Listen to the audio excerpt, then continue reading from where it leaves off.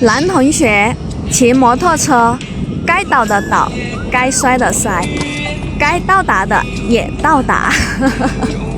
219国道，一路有落石，一路有塌方，一路有很多非铺装的路面，但是既然选择了，那就勇往直前吧。这就是男同学的经历。219，道路有多烂？一路在修路，1个小时左右通行一次。看，一路都在修路，都是这种非铺装路面，烂不烂？骑过的人就知道。看，走这种219非铺装路面，泥土路，一路都是这种泥沙灰尘，整件骑行服都是脏脏的。还有我的运动相机都是泥巴。修路啊，兄弟，要等1个小时左右。这就是219的现状。现在是2024年5月份，看我身后的浓烟。今天是5月19号，2024年5月19号，修路，一路都要等1个小时左右才放行一次。219国道难不难走？只有亲身体验才能感同身受。真是辛苦我的小摩托车。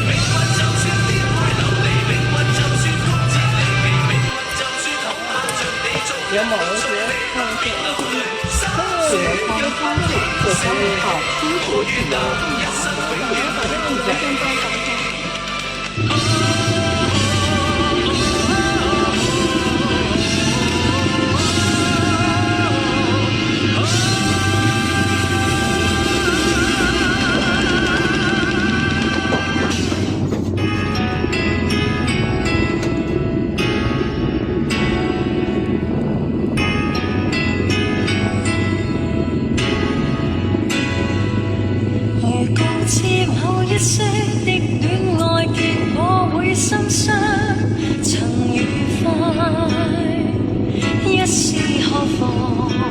如告知我的一些感覺，你不會欣賞，誰共你一般思想？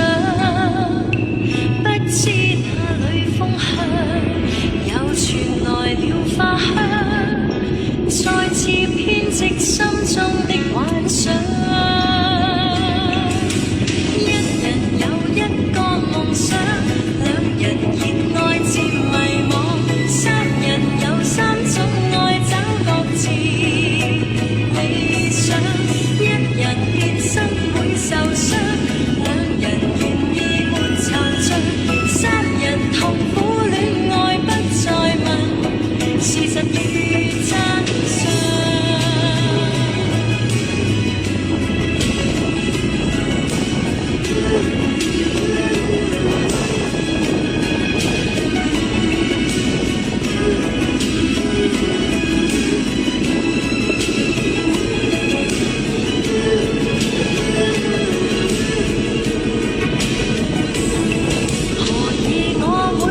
開始戀愛你這麼緊張，誰